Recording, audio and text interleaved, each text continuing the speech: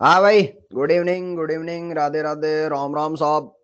हर हर महादेव, हर हर महादेव। महादेव के भक्त आ ही जाते हैं। हाँ जी, रामो राम चौधरी साहब। तो ये बताइएगा कि शाम के वक्त, ढलती शाम में हालचाल कैसे हैं आपके? हम्म बढ़िया है, स्वस्थ हैं, एनफ एनर्जी, जबरदस्त। मैं भी मस्त, मैं भी मस्त।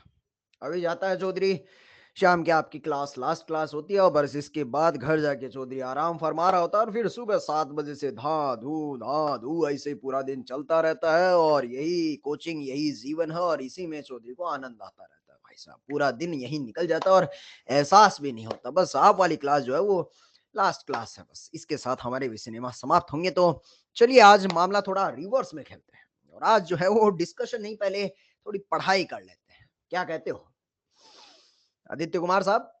पढ़ लिया जाए क्या? ठीक है। तो चलिए साहब आज पढ़ाई करते हैं और पढ़ाई में देखा जाए तो अमीन चैप्टर का श्री गणेश हो चुका था और उस अमीन चैप्टर में हमने एक रिएक्शन पढ़ ली थी। एक रिएक्शन पढ़ ली थी, जैसा कि जनता बता रही है, नीले देव साहब ने बता ही दिया कि साहब प्रिपरेशन ऑफ अमीन में हमने गैब्रियल थैलेमाइड सिंथेसिस रिएक्शन देख लिया था। गैब्रियल थैलेमाइड सिंथेसिस बड़ी आसान सी रिएक्शन थी। मतलब थैलिक एसिड से शुरू करते थे और थैलिक एसिड पे ही खत्म कर देते थे। बस काम की चीज जो जीपीएस में मुझे दिमाग में आती है कि क्या याद रखना था, तो जीपीएस एक 1 डिग्री अमेन बनाने का बेहतरीन तरीका हुआ करता था, क्योंकि इसमें कोई साइड प्रोडक्ट एक्चुअली मिलता ही नहीं है। जो भी मिलता है वो वापस बार बार रिसाइकल होता रहे। अगर आपको थोड़ी बहुत भी मैकेनिज्म हल्की से दिमाग में रहती है तो वो ये कहता है कि सबसे पहले अमोनिया डालते हैं बाल्टी भर के, अमोनिया डाला और बाल्टी भर के बाद उसके बाद अपन आग भी लगा देते हैं, तो पानी बाहर निकलता है, नाइट्रोजन पे हाइड्रोजन आता है, बेस डालते हैं, हाइड्रोजन जाता है, नाइट्रोजन के सर का negative charge RX part third में डालते हैं। तो हाँ, ध्रुव सृष्टि अनीश कुमार ने ये बात लाजवाब बताई है कि सर SN2 होता है। SN2 से मुकाबला होने के बाद नेगेटिव चार्ज का अटैक, हाइड्रोजन खटेगा, आर्ज लगता है और जेफसी कंसेप्ट से हाइड्रोलिसिस करवाते हैं, तो आखिरकार अमीन तो बनता है, लेकिन कौन से डिग्री का बनता है? 1 डिग्री, 2 डिग्री या 3 डिग्री? 1 डिग्री अमीन बनता है। तो जीपीएस मेथड से आप 1 डिग्री अमीन ही बना सकते हैं।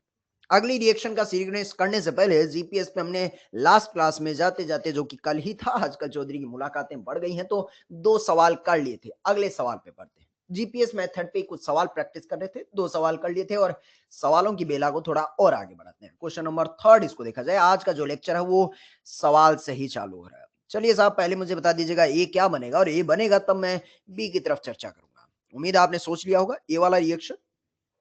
सृष्टि जी का तो जवाब आ गया, निशांत कुमार मीणा ने भी खट से बोल दिया कि साहब एनएच से जब आएगा तो सबसे पहले क्या करेगा? एसिड बेस करेगा। एसिड बेस करेगा तो नाइट्रोजन का हाइड्रोजन है या था, नाइट्रोजन निकलेगा। नाइट्रोजन के सर पे आपका नेगेटिव चार्ज, चौधरी ने ढांचा पहले से तैयार करके रखा, बस नेगेटिव बनाना है। ये बन गया ए वाला फोटो का, तैयार कर दिया।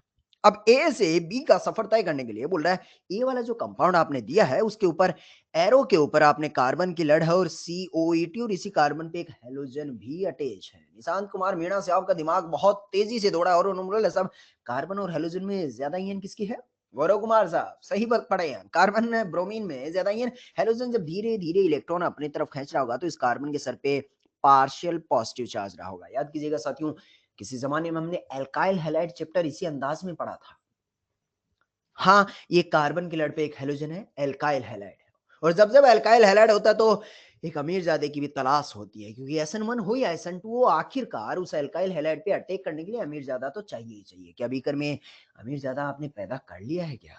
हाँ, झील असाती ने बोल ही दिया कि सर नाइट्रोजन के सर पे नेगेटिव चार्ज और वही नेगेटिव चार्ज का अटैक ब्रोमीन खटैक करके जाएगा। बस ये फोटो आपका कंपाउंड बी का आकार ले लेगा, तो कंपाउंड बी हम आपके लिए बना देते हैं। बी वाला कंपाउंड का जो फोटो बनेगा इधर साइड में खुला खुला बनाते हैं। बेंजीन का डब्बा, डब्बा बनाने के बाद ऊपर आएगा C डबल बॉन्ड O, यहाँ है नाइट्रोजन, फिर से C double bond O, nitrogen लगा हुआ है। और इस नाइट्रोजन पे आगे की तरफ देखेंगे तो इस नाइट्रोजन पे एक CH2 है और इसी CH2 पे COOET ये भी लगा हुआ है। और जब नाइट्रोजन ने कार्बन पे अटैक किया होगा तो ब्रोमीन है या था, ब्रोमीन है या था, ब्रोमीन निकल लिया भाई, ब्रोमीन निकल लिया। तो ये फोटो कंपाउंड बी का बन गया। हमें इंटरेस्ट थोड़ा और बनाना है, वो बी वाले कंपाउंड पे एसिडिक मीडियम में हमने पानी डाल दिया है। ऋषि प्रदीप भांडे साहब ने बोल दिया है कि सर जब जब पानी आएगा और ऐसा फोटो दिखेगा अपना दिमाग बोलता है क्या लगाने का, जेसीबी डालने का, और जैसे जेसीबी डालेंगे तो जेसीबी कंसेप्ट है भाई। ये सच बोलूं तो ये गैब्रियल थैलेमाइड रिएक्शन तो नहीं कहूंगा, लेकिन कंसेप्ट उसी राह पर दौड़ रहा है, उसी राह पर दौड़ रहा है। और जब जेसीबी कंसेप्ट लगाते हैं तो उम्मीद है आपको जीपीएस की लास्ट वाले स्टेप में हाइड्रोलिसिस कैसे करवाते थे पता है।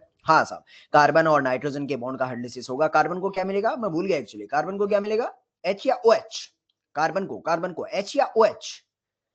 साहब ने गलत जवाब दिया। तन्मय अग्रवाल सृष्टि जी सुलट गए। हाँ बाकी सबका ठीक आ रहा है। कार्बन के सर पे जनाब डेल्टा पॉजिटिव चार्ज है, तो सृष्टि जी, तन्मय अग्रवाल साहब, कार्बन को क्या मिलेगा, पानी का एच मिलेगा या ओ एच।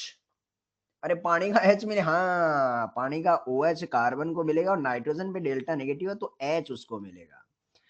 डेल्टा नेगेटिव को डेल्टा पॉजिटिव मिलता है, डेल्टा पॉजिटिव को डेल्टा नेगेटिव मिलता है। तन्मय अग्रवाल सृष्टि जी एक बार यस बोल दीजिएगा। हाँ ठीक है, तो इधर से इसको OH मिला, ऐसा हाइड्रोलिसिस ऊपर से भी होगा और ऐसा हाइड्रोलिसिस नीचे से भी होगा। OH और H मिला, बॉन्ड ऊपर से भी टूटा, बॉन्ड नीचे से भी टूटा। ला भाई फोटो बना लेते हैं, तो केक के फोटो बने हैं। तो एक इधर वाला बेंजीन का डब्बा, इस डब्बे पे ऊपर की साइड बना COOH, और नीचे की साइड भी बन गया आपका COOH। नाइट्रोजन को क्या नसीब हुआ साहब, नाइट्रोजन को हाइड्रोजन नसीब हुआ, तो हाइड्रोजन बोले तो NH2 और इधर की साइड देखेंगे तो CH2, और ये कार्बन की लड़ पड़ी है। उम्मीद है ये हाइड्रोलिसिस फंडा समझ आ गया होगा।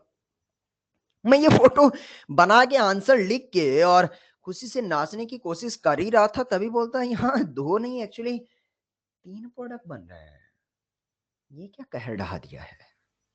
मेरे हिसाब से तो बेंजीन का डब्बा COH है और इधर NH2CH2 और ये COET ऐसा बन गया। मेरा तो दो ही फोटो बन रहा है, लेकिन अनीस कुमार साहब के आखिरकार तीन बन गए और वेंस जैन साहब के भी बन गए हैं।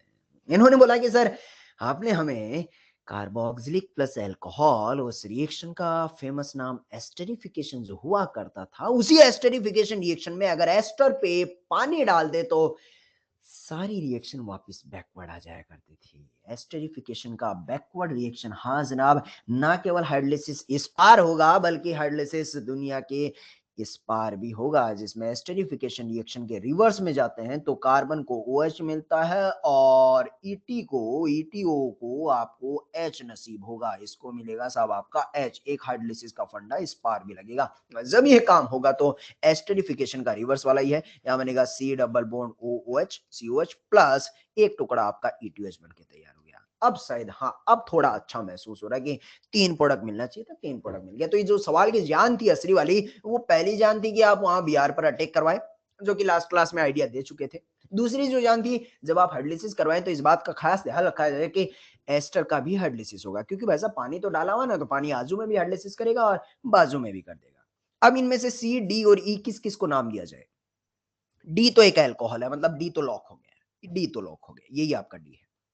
ऐसा कंपाउंड जिसमें एक ही कार्बन पे NH2 और COOH हो, ऐसा कंपाउंड जिसमें एक ही कार्बन पे NH2 और COOH हो। झील असाती और आदित्य पाल साहब ने बोला साहब ऐसे कंपाउंड को अमीनो एसिड कहा जाता है। चौधरी ने ये बात आपको तब बताई थी जब वो आइसोमेरिज्म रिवाइज करवा रहा था। हाँ जी, तो बीच वाला अमीनो एसिड है, ये कंपाउंड ई होगा, और ये कंपाउंड ऑटोमेटिकली जो बचा हुआ है वो कंपाउंड आपका सी हो जाएगा। तो CDE हमने आइडेंटिफाई कर लिया है। उम्मीद है सवाल खोपड़ी में जा चुका होगा। और बार राज की बात बताऊं तो रियलिटी में जब आप लेबोरेटरी में अमीनो एसिड का निर्माण करते हैं ना, तो वो कुछ इसी मेथड से करते हैं। अमीनो एसिड का निर्माण करते हैं तो वो कुछ इसी मेथड से करते हैं कि आप गैब्रियल थैलेमाइड वाले से SN2 करवाते हैं और बाद में हाइड्रोलिसिस करवाते हैं, तो ये अमीनो एसिड है। जो कंपाउंड सी है, हाँ साहब अमन कुमार जी, इसी का नाम थैलिक एसिड है, थैलिक एसिड है। लेकिन उन्होंने कुछ लिखा नहीं है, अंडरस्टूड समझ आ जाता है कि ये अल्कोहल है, ये अमीनो एसिड है, तो बचा हुआ जो सी है वो थैलिक एसिड ही होगा। समझ आया जी। तो ये हमारी पहली रिएक्शन थी, जीपीएस रिएक्शन, जिसपे दो तीन सवाल हमने लास्ट क्लास में किए, एक सवाल अभी कर लिया है। एक छोटा सा ज्ञान आपको देते हैं और जीपीएस पे पर्दा गिरा देते हैं। ज्ञान की बात सुनना चाहिए। जैसे जैसे हम कार्बोक्सिलिक एसिड के साथ अमोनिया की रिएक्शन करवाते हैं, कार्बोक्सिलिक एसिड के साथ अमोनिया की रिएक्शन करवाते हैं और आग लगाते हैं, तो याद कीजिएगा जीपीएस का ये पहला स्टेप हुआ करता था, कार्बोक्सिलिक एसिड प्लस अमोनिया। ज्ञान आज छोटा सा ही है, वो यहीं पर दे देते हैं। कार्बोक्सिलिक प्लस अमोनिया जीपीएस का पहला मेथड, जिसमें कार्बोक्सिलिक का OH और अमोनिया का H पानी है या था। ध्रुव गोयल ने बोला पानी उड़ा दे भाई चौधरी, तो ला भाई पानी उड़ा दिया, तो ये आपका जो प्रोडक्ट बन के तैयार होता था RC डबल बॉन्ड O और इस पे NH2 लग जाया करता था। कार्बोक्सिलिक का OH और अमोनिया का H, वो पानी बाहर निकलता था। एक्चुअली ये ज्ञान नहीं है, ये तो आपको आता है। ज्ञान जो है वो अब सुनिएगा, अगर इसमें आग लगाते हैं तभी पानी बाहर उड़ता है। अगर आपने यही सवाल दिया होता और इसमें आग ना लगी होती, यहां पर हीट मेंशन है, यहां पर हीट मेंशन नहीं है, तो रियलिटी में साथियों पानी नहीं उड़ता है। कार्बोक्सिलिक एसिड एसिड की तरह काम करता है और अमोनिया एक बेस की तरह काम करता है। एसिड वो होते हैं जो H प्लस रिलीज करते हैं, बेस होते हैं जो OH देते हैं, बेस वो भी होते हैं जो H प्लस झपट लेते हैं। तो कार्बोक्सिलिक एसिड अपना H प्लस छोड़ेगा, अमोनिया H प्लस झपट लेगा, O माइनस और NH+4 ये एक सोल्ट बना के तैयार कर लेगा। हाँ, अगर आपने आग लगाएंगे तभी पानी बाहर निकलेगा, आग नहीं लगाएंगे तो महज और महज एक एसिड बेस ही हो जाएगा। हाँ, अगर इसके बाद फर्दर आग लगा देते हैं, यहां आग लगा देते हैं, तब वापस वो पानी बाहर निकल के और आपका अमाइड में कन्वर्ट हो जाएगा। यानी ज्ञान की बात यह है कि कार्बोक्सिलिक प्लस अमोनिया आप अमाइड तभी बनाएं जब एरो के ऊपर आग लगाया हो। अगर आग ना लगाए तो सिंपल एसिड बेस तक ही रुक जाएगा। आग लगाएगा तो एक्चुअली होता क्या है कि ये भी पानी जो हमने डब्बा मैकेनिज्म बनाया ना, ये पानी ऐसे निकलता नहीं है। पहले तो होती तो एसिड बेस ही है, होती तो एसिड बेस ही है, बस आग लगाते हैं तो यहां से पानी बाहर निकल के और फिर आपका अमाइड बन के तैयार होता है। समझ आया जी? ठीक है सर। तो ये एक नई चीज मैंने सीखी कि आग लगाएंगे तभी वो पानी बाहर निकलेगा। ठीक है, मुझे बताइए क्या पढ़ रहे थे, क्या पढ़ रहे थे?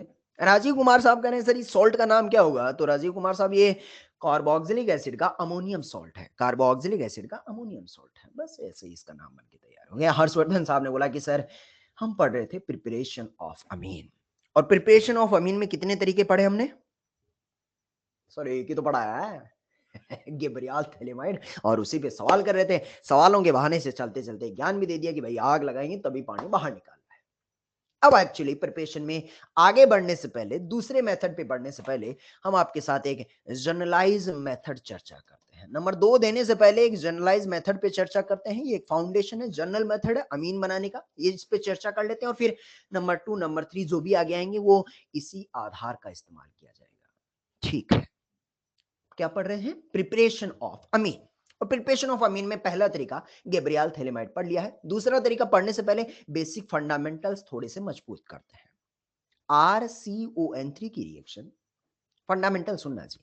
RCON3 की रिएक्शन स्मॉल टेम्परेचर, लिखने को हीट लिखा है लेकिन ये रूम टेम्परेचर से जस्ट ऊपर 5-7 डिग्री होता है, और पार्ट 2 में आप पानी डाल देते हैं तो आखिरकार इसके साथ भी तबाही होती है, और ये भी आपका RNS2, मतलब ठीक वही जो जीपीएस वाला बनाता था, ये भी 1 डिग्री अमीन बनाता है, साथ ही CO2 गैस गुड़ गुड़ करके बीकर से बाहर निकल लेती है। मतलब लेकिन दिल में वो ख्याल तो आखिर आ ही गया कि आग और पानी डालने के बाद ये 1 डिग्री अमीन बना तो बना कैसे? तो चलिए दिखाते हैं, जादू दिखाते हैं आपको। सबसे पहला काम है ये RC, और ये N3 क्या है सर?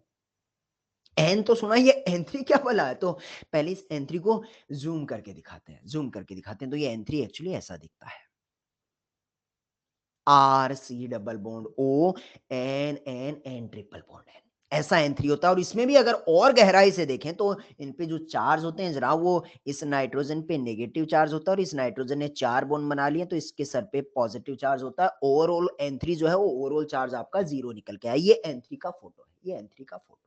ठीक है, इसको अगर छोटा करके लिखूं तो छोटा करके देखूं तो मुझे ऐसा एहसास होता है RC डबल बॉन्ड O, ये रहा साहब नाइट्रोजन, और इसी नाइट्रोजन पे एक N2 कनेक्टेड है। इनडायरेक्टली बोलूं तो इस N2 के सर पे पॉजिटिव चार्ज है और इस नाइट्रोजन के सर पे नेगेटिव चार्ज है। एक ही चीज को अलग अलग अंदाज में मैंने जूम करके भी दिखा दिया और जूम इन करके भी दिखा दिया। हाँ साहब, ये N3 होता है, N3 में ये पॉजिटिव नेगेटिव ओवरऑल न्यूट्रलाइज हो गया। ठीक है, ये फोटो बनने के बाद देखता रहा आगे क्या डालूं क्या ना डालूं, वो तो बाद की बात है, लेकिन N2 पॉजिटिव को देखते ही बताइएगा किन किन लोगों के दिल में हलचल हो जाती है। N2 पॉजिटिव, हमारी ऑर्गेनिक केमिस्ट्री में रिएक्शन मैकेनिज्म का पहला दिन।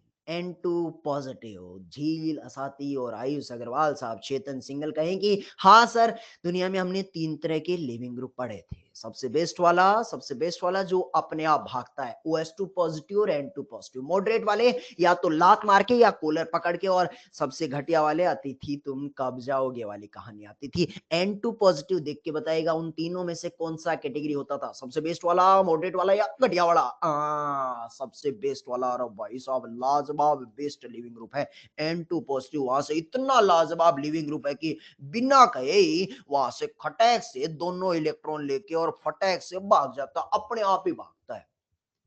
लेकिन तभी कंपाउंड कहता है ठंड रख। आज तक जो N2 पॉजिटिव भागा करता था वो अक्सर कार्बन की लड़ से भागा करता था। आज जो N2 पॉजिटिव भाग रहा है, इसकी हिम्मत देखिएगा, ये नाइट्रोजन के ही पैसे छीन के भाग रहा है। ये भी नाइट्रोजन, ये भी नाइट्रोजन, और नाइट्रोजन से ही पैसे छीन के भाग रहा है। नाइट्रोजन बोलता है ठंड रख, दुनिया में इतने पंख ना फैला। आज जो चीज से भाग रहा है वो कार्बन नहीं, हम तुम्हारी बिरादरी के नाइट्रोजन ही है। और अगर हमसे पैसा लेके भागोगे तो हमारे सर पे भी तो गरीबी आएगी।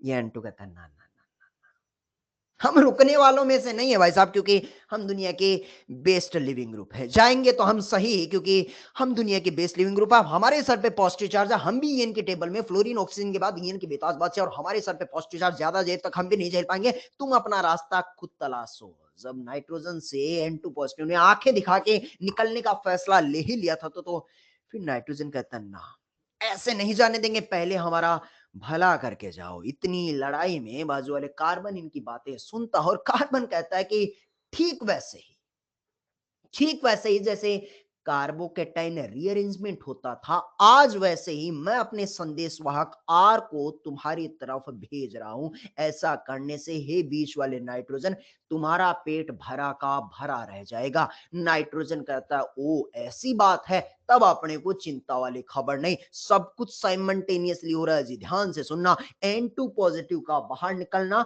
बीच वाले नाइट्रोजन का बिलखना, गरीबी से बिलखते बिलखते गुस्से में आग बबूला होना और अपनी आंखें दिखाना। आंखों की वजह से, क्रोध में होने से कार्बन के पास एक खौफ पैदा हो जाता, और कार्बन ठीक वैसे जैसे कार्बोकेटाइन रीअरेंजमेंट में संदेशवाहक आर को भेजा करता था, वो आर को आज नाइट्रोजन की तरफ धीरे धीरे भेजने लगा। अब कार्बन बेचारा धीरे धीरे डर के मारे आर को माइग्रेट तो कर दिया, लेकिन क्या आपको एहसास हो रहा है कार्बन के सर पे थोड़ी देर बाद गरीबी आ जाएगी?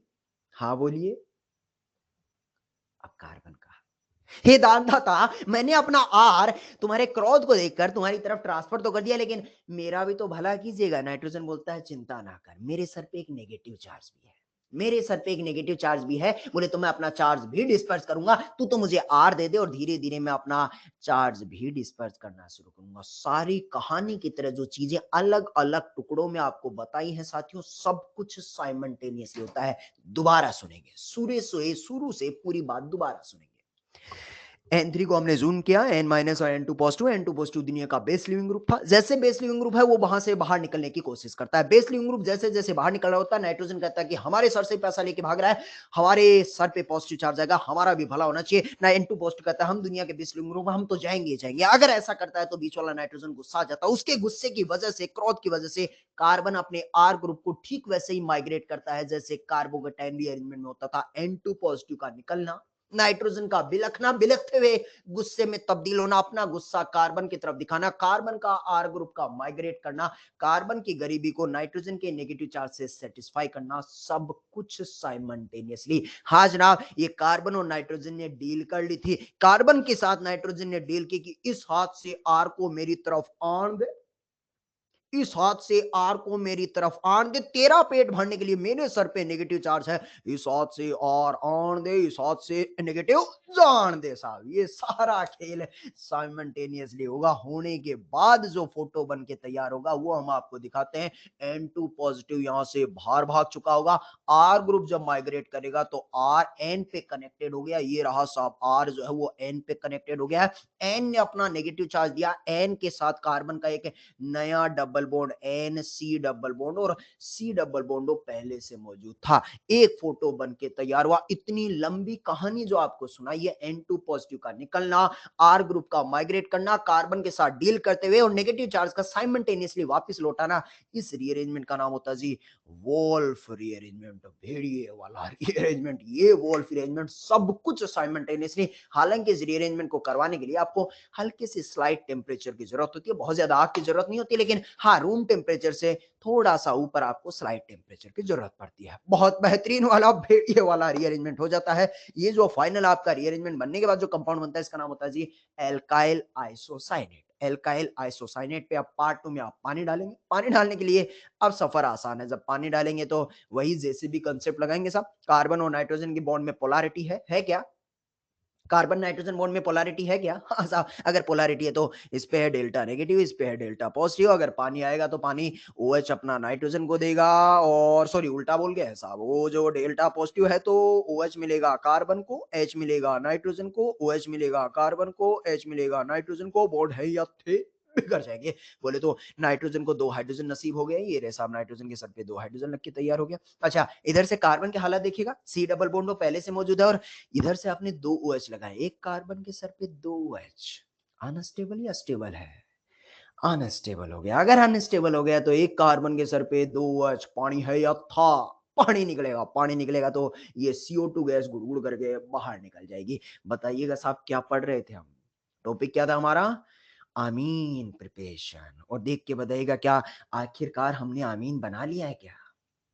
हाँ सर, बना लिया।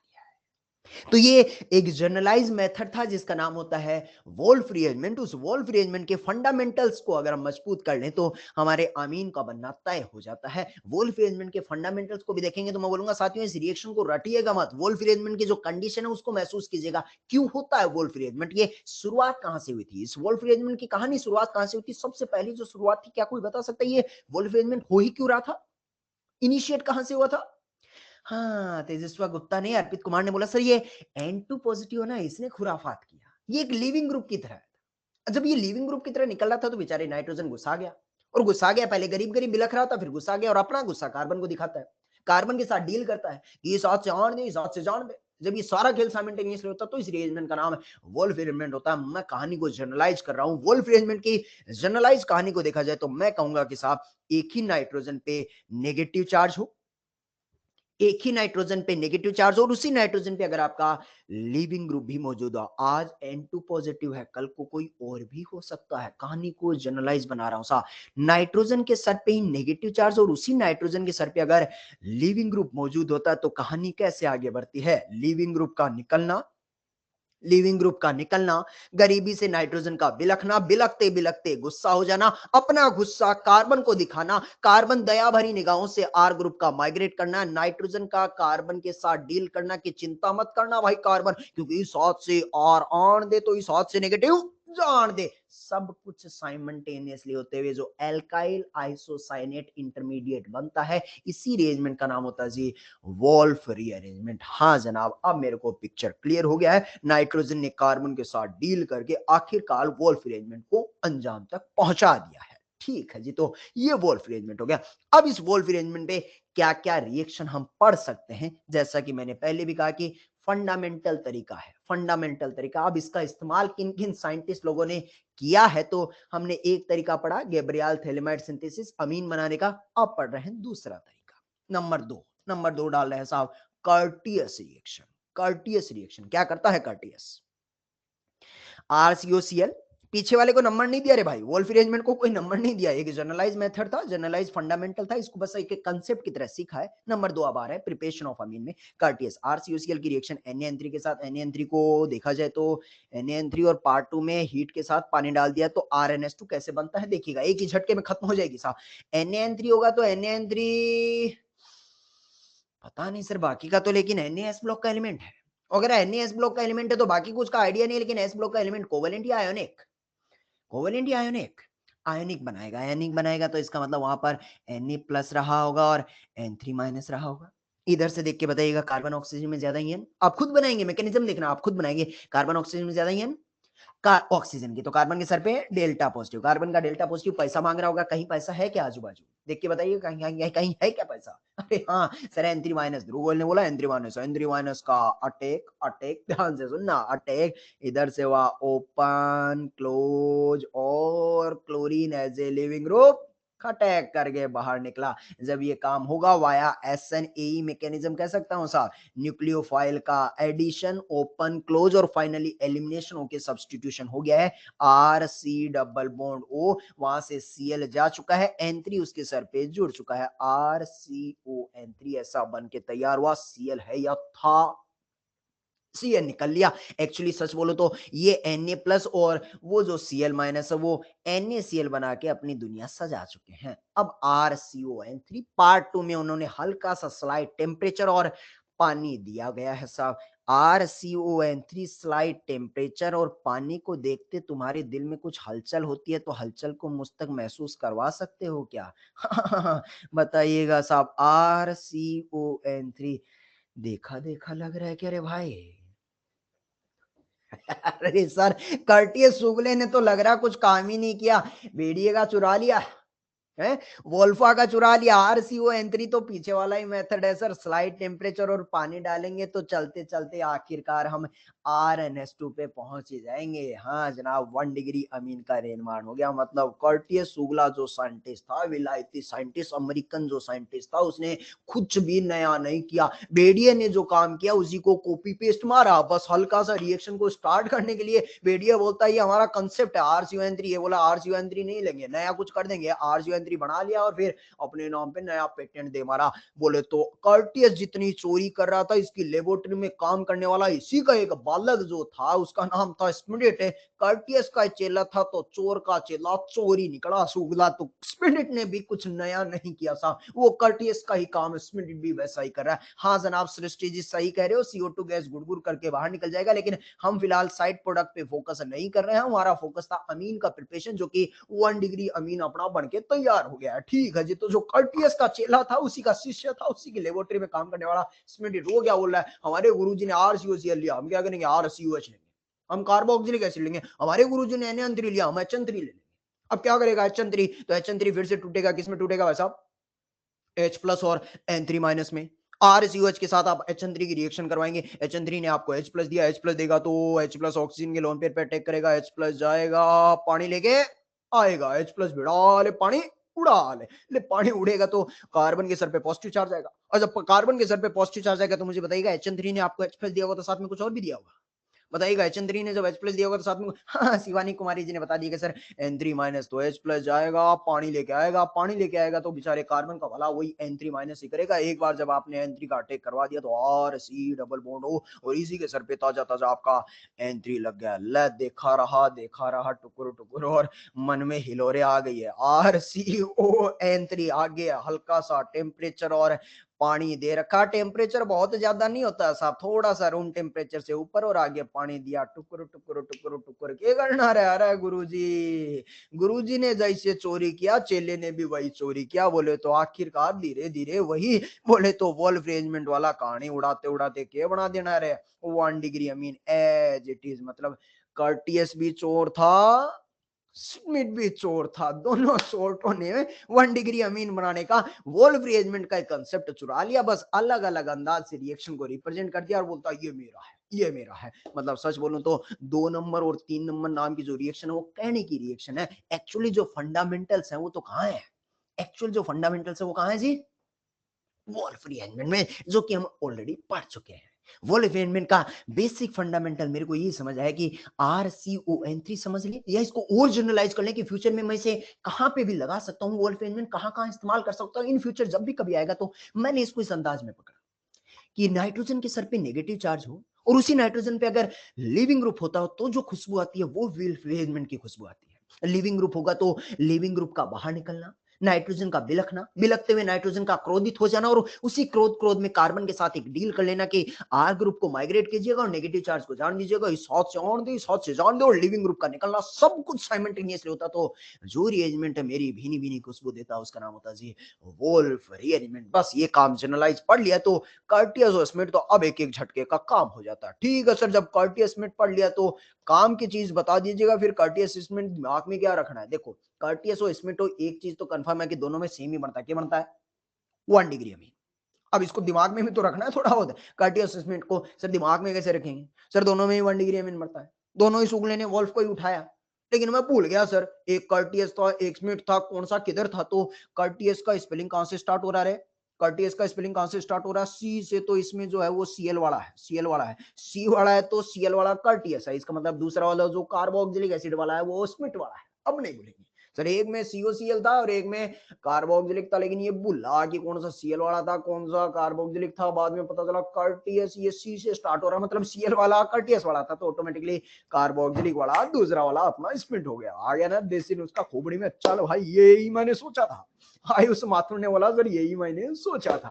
तो वोल्फ अरेंजमेंट एक बड़ी धांसू चीज है, बड़ा बेसिक फंडामेंटल है और अक्सर काम आ जाया करता है। एक और राज की बात बताऊं क्या?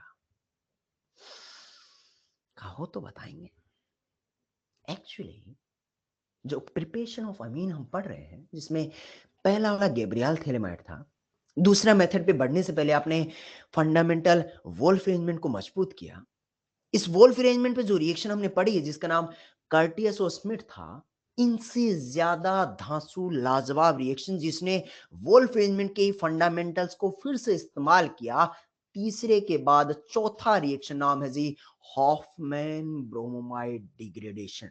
एक्चुअली दूसरा और तीसरा कर्टियस और स्मिथ तो उतना ज्यादा इंपॉर्टेंट नहीं है जनाब, लेकिन हॉफमैन ब्रोमोमाइड डिग्रेडेशन हाँ, इस्तेमाल इसने भी वोल्फ अरेंजमेंट का ही किया था। एनी हाउ बीच रहा मैकेनिज्म में। सवाल जो आगे बढ़ेंगे और मैकेनिज्म जो आगे बढ़ेगी, उससे पहले हेडिंग पे लगे हुए तारे इस बात के गवाह हैं कि reaction JEE point of view से देखें, जेई मेंस देखें या बोर्ड देखें, बड़ी दासू रिएक्शन है। क्योंकि रिएक्शन पे एक तारा, दो तारा नहीं, तीन तारा नहीं, कितना तारा लगा है रे बेड़ू? 5 तारा। Very very important. देख बेड़ू भाई, कर्टियस भूल जाए गुनाह नहीं मानेंगे, कर्टियस भूल जाए, स्मिथ भूल जाए पाप नहीं मानेंगे, लेकिन हॉफमैन ब्रोमोमाइड डिग्रेडेशन को भूलना महापाप कहलाएगा। बहुत वेरी वेरी इंपॉर्टेंट रिएक्शन है जी। इतनी इंपॉर्टेंट है सर, तो फिर कर देते हैं ना इसका शुरुआत। हम पढ़ रहे हैं प्रिपरेशन ऑफ अमीन। पहला वाला जीपीएस मेथड था, दूसरा फंडामेंटल मजबूत करने के बाद कर्टियस बाबा आए, कर्टियस का चेला स्मिथ, दोनों चोर चोर आए। चौथा मेथड है Hoffmann bromamide degradation reaction. Reaction कैसे स्टार्ट होती है, चलिए चर्चा करते हैं। 5 से 5.5 मिनट चौधरी का, फिर वक्त 13 चालू होता है। ध्यान से सुनना जी। RCONS2 लोग इसे अमाइड कहा करते हैं। अमाइड की रिएक्शन पार्ट 1 में आपने NaOH प्लस Br2 के साथ किया गया। NaOH प्लस Br2 को ये वही जो हेलो फॉर्म में अक्सर इस्तेमाल किया करते थे, इसे इनऑर्गेनिक के लोग NaOBr भी लिख दिया करते हैं। NaOH plus Br2 NaOBr। Part 2 में हल्का सा टेम्परेचर और पानी दे दिया गया होता है। तो फाइनली होता क्या है पता है? बाकी मैकेनिज्म का तो आइडिया नहीं, लेकिन फाइनल प्रोडक्ट को ऑब्जर्व करूं तो वो बड़ी आसानी से समझ जाता है। बीच वाले सी डबल बॉन्ड को उड़ा ले, सिर्फ अमाइड का बीच वाला सी डबल बॉन्ड उड़ा ले और बाकी कंपाउंड एज इट इज चिपका ले। RCONS2 से सी डबल बॉन्ड उड़ाया तो बचा हुआ कंपाउंड RNS2 धर दिया। ऐसा रिएक्टेंट अमाइड हुआ करता था। फाइनल प्रोडक्ट अमीन हो रहा है। अच्छा, अमीन में भी कौन सी डिग्री का अमीन बन रहा है? 1 डिग्री, 2 डिग्री या 3 डिग्री? 1 डिग्री, हाँ 1 डिग्री अमीन बन के तैयार। बाकी कुछ का आइडिया नहीं, लेकिन इतना सोचा जा सकता है कि अगर रिएक्टेंट में n कार्बन रहा होगा तो प्रोडक्ट में एक कार्बन कम हो गया है। कह सकता हूं अगर यहाँ n कार्बन रहा होगा तो यहाँ पर n-1 कार्बन रहा होगा। अमाइड से अमाइड की रिएक्शन बेस प्लस Br2 के साथ, NaOH प्लस Br2 के साथ पार्ट 1 में, पार्ट 2 में हल्का सा टेम्परेचर और हाइड्रोलिसिस करवाते हैं तो आपका 1 डिग्री अमीन बन के तैयार होता है। कार्बन की संख्या में कमी हो जाती है, डिग्रेड हो जाता है। हॉफमैन नाम के साइंटिस्ट ने इस रिएक्शन को अंजाम तक पहुंचाया। डिग्रेडेशन मतलब कमी होना, कम होना, कमजोर होना। तो कार्बन की संख्या 1 से कम हो गई है। हॉफमैन ने इस्तेमाल किया, ब्रोमीन का इस्तेमाल किया गया, तो रिएक्शन का नाम होता है हॉफमैन ब्रोमोमाइड। कम हुआ है कार्बन की संख्या तो रिएक्शन का नाम हुआ हॉफमैन ब्रोमोमाइड डिग्रेडेशन। लेकिन हलचल तेज हो चुकी होंगी अब तक कि आखिरकार ये ब्रोमाइड आपका अमाइड है, इसमें बीच वाला सी डबल बॉन्ड गायब हुआ तो हुआ कैसे? गायब हुआ तो हुआ कैसे? तो चलिए साहब, चूंकि रिएक्शन वेरी वेरी इंपॉर्टेंट थी तो उम्मीद है ये तो कॉमन सेंस काम कर रहा होगा कि इसका मैकेनिज्म भी बड़ा इंपॉर्टेंट रहा होगा। तो ध्यान से सुनेंगे और समझेंगे और काम का है, काम का है, इशारा पहले ही कर देते हैं। मैकेनिज्म में आगे बढ़ने से पहले साथियों मैं आपसे थोड़ी-सी उम्मीद, थोड़ी-सी एक्सपेक्टेशन ये पाल रहा हूँ कि क्या आपको किसी ज़माने में हेलोफोर्म रिएक्शन पढ़ाया था, उसका हल्का-फुल्का आइडिया है क्या? क्योंकि उसकी थोड़ी-सी ज़रूरत पड़ेगी। और आइडिया इसलिए माँगता हूँ क्योंकि आज मैं ठीक वही रिएजेंट में इस्तेमाल कर रहा हूँ जो हेलोफोर्म में किया करता था, बेस प्लस X2। बस X2 में आज Br2 का इस्तेमाल किया गया है। ठीक है सर, हाँ, कार्बोनिल कंपाउंड में पढ़ा था, थोड़ा-थोड़ा याद है, बाकी चौधरी के कंधों पे डाल देते हैं, चौधरी अपने आप याद दिलवाएगा, तो ला भाई याद दिलवाते हैं। सबसे पहले आपने आज यहाँ पर RCONS2 का इस्तेमाल किया है और RnCONS2 के साथ सबसे पहले बीकर में आपने NaOH डाला है। सर RCONS2 के साथ NaOH क्या रिएक्शन करेगा? मुझे कोई आइडिया नहीं। और जब कुछ भी आइडिया नहीं होता हो तो NaOH बचपन से एक काम तो ज़रूर सीखा है, किसकी तरह काम करेगा? बेस की तरह। अगर NaOH बेस की तरह काम करेगा तो भांडे साहब, सिंघल साहब बताइएगा अमाइड के पास कहीं कोई एसिडिक हाइड्रोजन है क्या? अरे कहीं है क्या? हाँ, सर ये रहा ना एसिडिक हाइड्रोजन तो बस बाकी कुछ हो ना हो एसिड बेस दुनिया में सबसे फास्ट होती हैं। बिना दिमाग लगाए खटाक से एसिड बेस कर दीजिएगा। एसिड वो होते हैं जो H+ देते हैं, बेस होते हैं जो OH देते हैं। इसका H, इसका OH पानी निकल लिया तो फोटो बन के तैयार हुआ RCONH-। ठीक वैसे जैसे हेलोफोर्म रिएक्शन में थोड़ी देर के बाद आप ड्रॉप बाय ड्रॉप बीकर में X2 ऐड किया करते थे, ऐसे ही आज यहाँ पर ड्रॉप बाय ड्रॉप आप वहां पर बीकर में Br2 ऐड करना शुरू कर देंगे। यानी कि RCONH- बनने के बाद बीकर में Br2 मौजूद है। कहा जाता है कि हर बॉन्डिंग का एक एंटी बॉन्डिंग मॉलिक्यूलर ऑर्बिटल बैठा होगा, यानी कि नाइट्रोजन के नेगेटिव चार्ज का ABMO में अटैक, हर बॉन्डिंग का एक ABMO होगा, नाइट्रोजन के नेगेटिव चार्ज का ABMO में अटैक, ब्रोमीन कटैक करके निकल लेगा, बल्कि जैसे निकलेगा तो अगला फोटो आपका ऐसा बन के तैयार होगा RC डबल बॉन्ड ONH और उसके सर पे ताजा ताजा Br लग गया है। जैसा कि हेलोफोर्म रिएक्शन में साथियों बेस आपका एक्सिस में लिया करते थे, वैसे ही आज वाली रिएक्शन में भी बेस हम लोग बाल्टी भर के डालते हैं, लेकिन यहां सीमाएं हैं। वहां बेस एक्सिस में लेते थे, वहां X2 भी एक्सिस में लेते थे। यहाँ बेस तो एक्सिस में लिया गया है लेकिन X2 एक ही इक्विवेलेंट लिया जाता है जो कि ऑलरेडी खत्म हो चुका है। Br2 का महज और महज एक ही इक्विवेलेंट लिया गया था जो कि ऑलरेडी कंज्यूम हो चुका है। रिएक्शन कंडीशन ही कुछ इस तरह ली जाती है कि बेस बाल्टी भर के लिया लेकिन X2 एक ही इक्विवेलेंट लिया गया। ओ ये बात है। अगर बेस एक्सिस में लिया तो क्या आपको एहसास हो रहा है बीकर में बेस अभी भी मौजूद है? अगर बीकर में अभी भी बेस मौजूद है तो इस कंपाउंड को देख के बताइएगा क्या इसमें अभी भी कोई एसिडिक हाइड्रोजन है क्या? हाँ सर है। नाइट्रोजन के सर पे एक एसिडिक हाइड्रोजन अभी भी बचा हुआ है, यानी कि क्या एक बार फिर से सफर एसिड बेस की राह पे ही निकल पड़ेगा क्या? बिल्कुल निकलना पड़ेगा। तो OH- जाएगा, फिर से एसिडिक हाइड्रोजन खाएगा तो नाइट्रोजन के सर पे नेगेटिव चार्ज बन जाएगा। बन गया है। इसके बाद ध्यान रहे अब बीकर में Br2 नहीं है। अब बीकर में Br2 नहीं है क्योंकि हमने गिन के Br2 1:1 में ही डाला गया था। इसको मैं बस देखता रहा। Br2 नहीं है मतलब अब ये Br पे तो अटैक नहीं करेगा। टुकुर टुकुर टुकुर टुकुर इसे देखता रहा सर अब क्या करूं? आपने तो बीकर में बेस और X2 डाले थे, वो तो अब बेस का इस्तेमाल हो गया और Br2 बीकर में है नहीं, तो अब क्या करूं?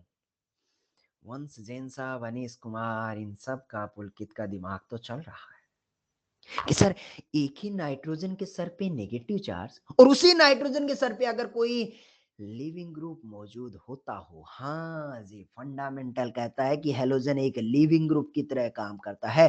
अगर एक ही कंपाउंड में नाइट्रोजन के सर पे ही नेगेटिव चार्ज और उसी के सर पे अगर कोई लिविंग ग्रुप मौजूद होता हो तो किसी रीअरेंजमेंट की भिन्नी भिन्नी खुशबू आई रहे। बोले तो रीअरेंजमेंट का नाम, हाँ भेड़िया वाला अभी जो पढ़ा के ऐसा नाइट्रोजन के सर पे नेगेटिव चार्ज, उसी के सर पे लिविंग ग्रुप हो तो लिविंग ग्रुप का निकलना, नाइट्रोजन का पंख फड़फड़ाना क्योंकि गरीबी हो रही है तो नाइट्रोजन का कार्बन के साथ डील करना, इस हाथ से ऑन दे, इस हाथ से जान दे, सब कुछ साइमल्टेनियसली। तो रिएजमेंट का नाम क्या होगा रे बेड़ू भाई? वोल्फ रिएजमेंट, भेड़िया वाला रिएजमेंट। अच्छा, इसमें थोड़ी सी लाजवाब चीज होती है, अक्सर रिएक्शन कंडीशन में कहीं लिखा नहीं होता है।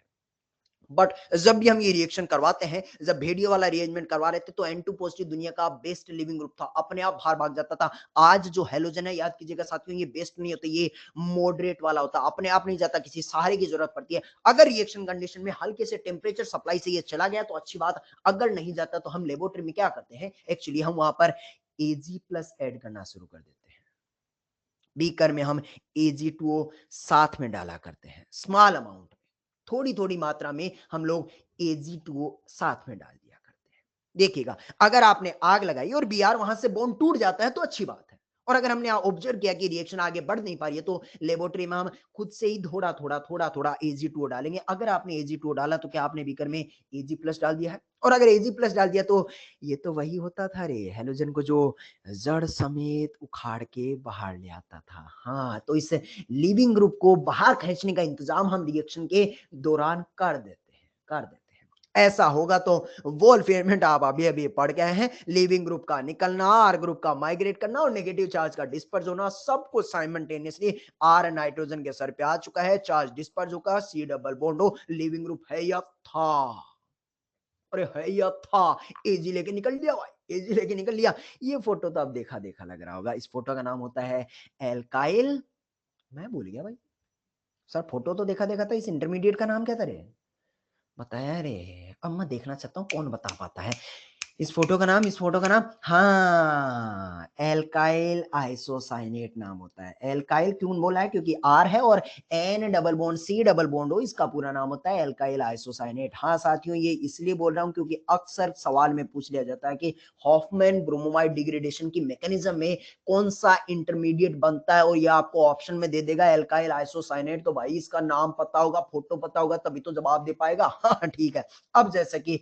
पार्ट 2 में आपको बोला गया है कि पार्ट 2 में आप हीट तो देते हैं जो कि वोल्फ अरेंजमेंट में मदद करेगा, और यूनिवर्सल सॉल्वेंट पानी वहां मौजूद होता है। अगर पानी वहां मौजूद होता हो तो उम्मीद है आगे का सफर आपने मेरे बताने से पहले ही सोच लिया होगा।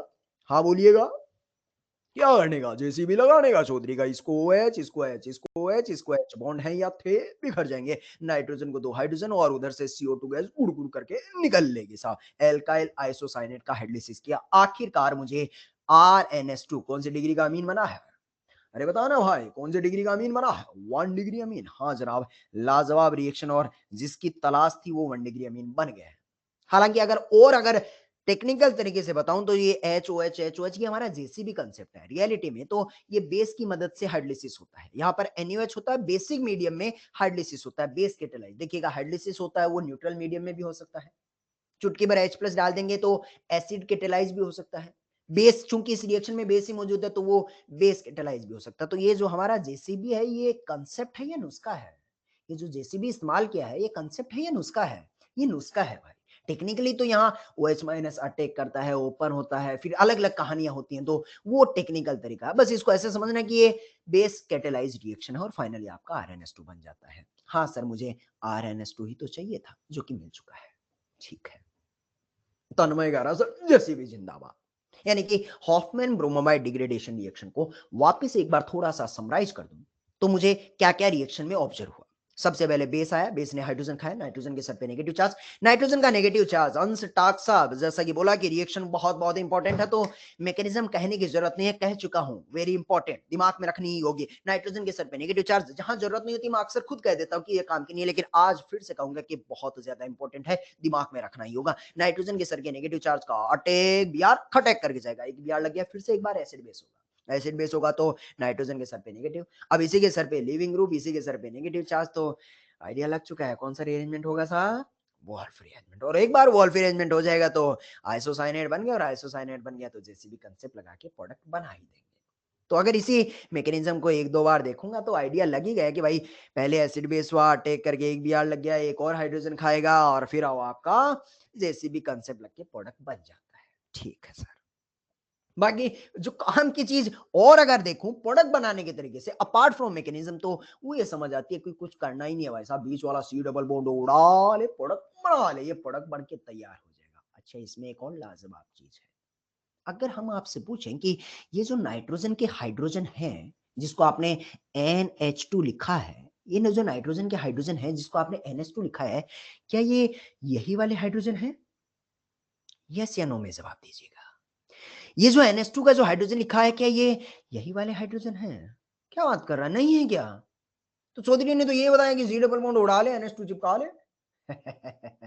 नहीं जनाब, वो ट्रिकी मेथड था, रियलिटी मैकेनिज्म सामने रख चुका हूँ। ये NH2 के हाइड्रोजन तो बेस खा चुका है, एक यहाँ भी खा चुका है, एक यहाँ भी खा चुका है। तो ये हाइड्रोजन आए कहाँ से हैं? ये बेस वाले हैं या हाँ, ये हाइड्रोजन जो आए हैं वो पानी से आए हैं। तो दिमाग में रखा जाए भाई साहब इस बात को कि ये जो हाइड्रोजन है, ये हाइड्रोजन कम्स फ्रॉम सॉल्वेंट। राज के पर्दे उठा दिए गए। ये जो हाइड्रोजन आया ये सॉल्वेंट से निकल के आता है। ये बात पता होनी चाहिए। ठीक है, एक और राज की बात है, कहो तो बताएं।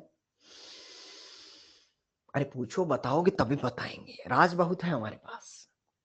ये जो हीट और पानी, जैसा कि मैंने पहले भी कहा, इस रिएक्शन में Ag2O कहीं मेंशन नहीं होता है। जरूरत होती है तो डाल देते हैं, जरूरत नहीं होती है तो नहीं डालते हैं। स्मॉल टेम्परेचर से भी काम बन गया तो हो जाता है। हल्की सी हीट होते हैं, बहुत ज्यादा आग की भी जरूरत नहीं होती। वॉल्फ अरेंजमेंट अपने आप ही साइमल्टेनियसली भाग रहा होता है।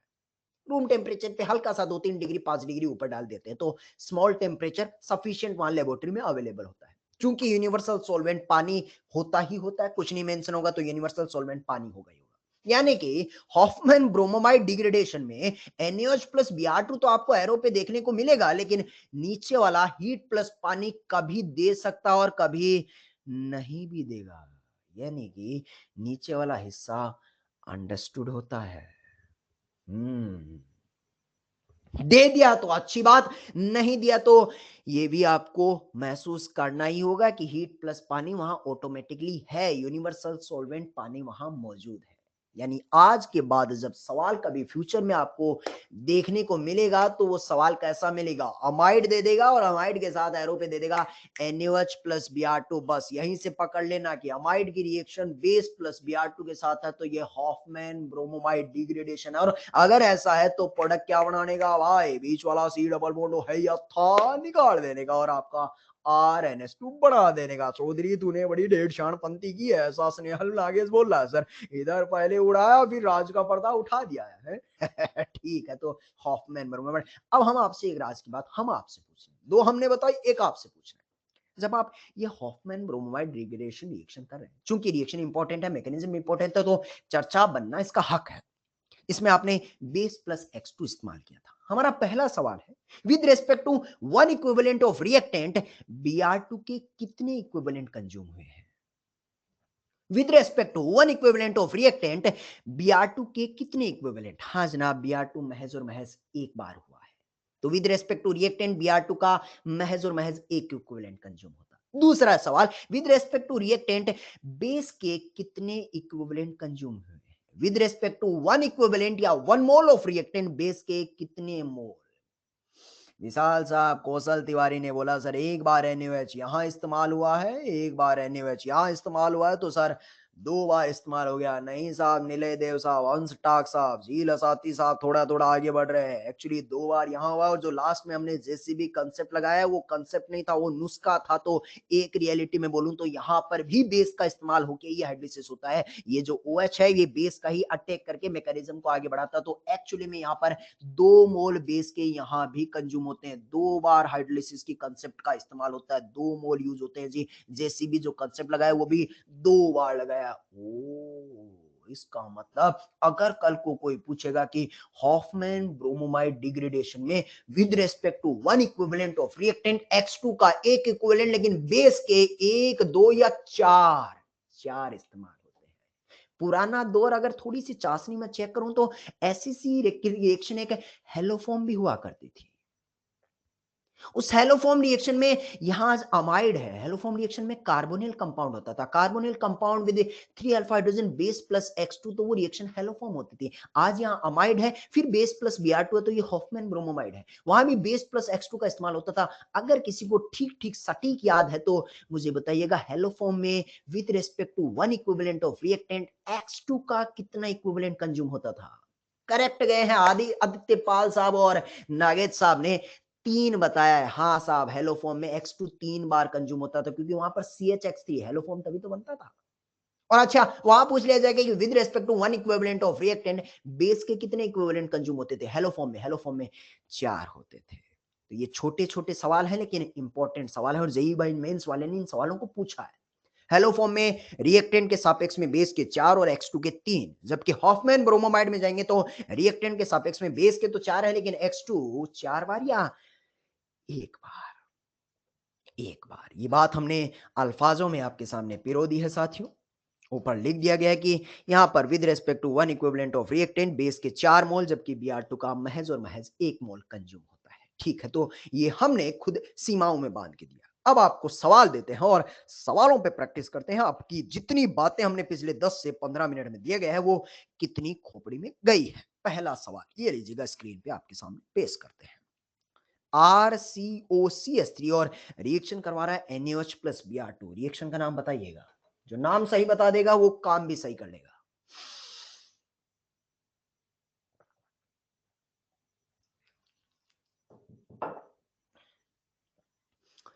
झील असत्ती ने देखते ही कूद पड़ा और बोला सर NaOH प्लस Br2, ये तो अभी वाला ही है सर, ये अभी वाला ही NaOH प्लस Br2 तो नाम हो गया हॉफमैन ब्रोमोमाइड डिग्रेडेशन। झील असत्ती सूगले थोड़ा ठंड रख के। हॉफमैन ब्रोमोमाइड डिग्रेडेशन में रिएक्टेंट क्या होता था रे?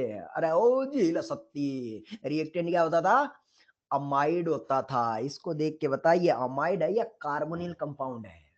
ये कार्बोनिल कंपाउंड है। यही तो एरर, यही तो गूगली थी जिसमें सुलझ गया। हाँ, बाकी जनता का एकदम परफेक्ट आ रहा है। Carbonyl compound with 3 alpha hydrogen base plus X2, ये हॉफमैन ब्रोमोमाइड है या हेलोफॉर्म? हाँ जी, ये रिएक्शन कार्बोनिल कंपाउंड वाला रिएक्शन का नाम है जी हेलोफॉर्म। हेलोफॉर्म रिएजेंट वैसा ही है। हेलोफॉर्म रिएक्शन का उम्मीद है प्रोडक्ट बनाना आता होगा। कार्बोक्सिलिक एसिड जब पढ़ा है तो मैंने अभी 4 दिन पहले रिवाइज किया है। RCOO minus plus CHBr3, RCOO minus plus CHBr3 reaction का नाम है जी हेलोफॉर्म रिएक्शन। कंफ्यूज नहीं होना। देखिएगा साहब, हेलोफॉर्म में जो रिएजेंट इस्तेमाल होता है हॉफमैन ब्रोमोमाइड में भी वही रिएजेंट इस्तेमाल होता है, लेकिन हेलोफॉर्म में रिएक्शन स्टार्ट जो होती है वो कार्बोनिल कंपाउंड से होती है। हॉफमैन ब्रोमोमाइड में जो रिएक्शन स्टार्ट होती है वो कार्बोनिल कंपाउंड या अमाइड से स्टार्ट होती है। ये जनरल एरर नहीं करने का। हाँ, यही सवाल अगर RCOH3 ना देके RCONH2 दे देता ना, अब काम आसान हो जाता। हाँ, अब जो सोच रहा ना जीला सत्ती वो ठीक है। अमाइड की रिएक्शन NaOH प्लस Br2 अगर डालेंगे तो रिएक्शन हॉफमैन ब्रोमोमाइड है, और अगर हॉफमैन ब्रोमोमाइड है तो बीच वाला C डबल बॉन्ड है या था, अरे है या था, निकल लेगा साहब। तो ये RNH2 बन के तैयार होगा। अच्छा, NaOH प्लस Br2 को भी देख, डेढ़ छाने ने कैसे लिखा है। NaOH प्लस Br2 बोले तो बोल रहा है यहाँ पे भी कंफ्यूजन करूंगा, यहाँ पे भी क्या करूंगा, NaOH प्लस Br2 को NaOH प्लस Br2 नहीं लिखूंगा, क्या लिखूंगा NaOBr। देखिएगा आग और पानी दिया नहीं है, अगर नहीं दिया तो वो अंडरस्टूड है, अंडरस्टूड है। अब इस सवाल में थोड़ी सी चाशनी बिखेरते हैं और वो बोला है कि RCONH2 की रिएक्शन NaOBr के साथ तो दे रहे हैं लेकिन एरो के नीचे D2O लिख दिया है। कुछ बदलाव होगा क्या? वही सोच पाएगा जिसने मैकेनिज्म तहजीब से तहदिल से महसूस किया होगा। हॉफमैन ब्रोमोमाइड तो है सर, और हॉफमैन ब्रोमोमाइड में ये भी आइडिया लगता है कि C डबल बॉन्ड उड़ा देते हैं, प्रोडक्ट बना देते हैं, लेकिन हम ये चर्चा करके आ चुके हैं ये जो हाइड्रोजन आता है ये कहां से आता है? ये कहां से आता है? ये सॉल्वेंट से आता है। अगर कुछ मेंशन है पानी है तो अच्छी बात, कुछ नहीं मेंशन है यूनिवर्सल सॉल्वेंट पानी है, लेकिन इस बार अगले ने क्लियरली मेंशन दिया है D2O, यानी सॉल्वेंट पानी रहा होगा या D2O। और अगर D2O रहा होगा तो फाइनल प्रोडक्ट में NH2 आएगा या ND2, अरे NH2 या ND2, हाँ ND2 आएगा। सवाल इंपॉर्टेंट बन गया भाई। छोटी छोटी बातें लेकिन काफी मोटी बातें हो जाती है। सॉल्वेंट D2O दिया तो ND2 अपनी छाप छोड़ेगा, यानी कि वेरी इंपॉर्टेंट सवाल है। पहला सवाल और दूसरा सवाल दिखने में छोटे दिख रहे होंगे, लेकिन साथियों यही सवाल आपसे जनरलाइज एरर करवाते हैं। ये सवाल जितने आसान से लग रहे हैं वो एक्चुअली जीरो नहीं, अक्सर -1 लेके चले जाते हैं। जैसे जील असाती को देखे गए थे कि उन्होंने पहले सवाल में हेलोफॉर्म ना बोल के हॉफमैन ब्रोमाइड सोचने पे विवश हो गए थे। तो हॉफमैन ब्रोमोमाइड डिग्रेडेशन में बहुत सारी चर्चा हमने की। मैं जितनी बातें थी उसको 1 बाय 1 समराइज कर देता हूं। पहली चीज, हॉफमैन ब्रोमोमाइड डिग्रेडेशन को आइडेंटिफाई कैसे करूंगा?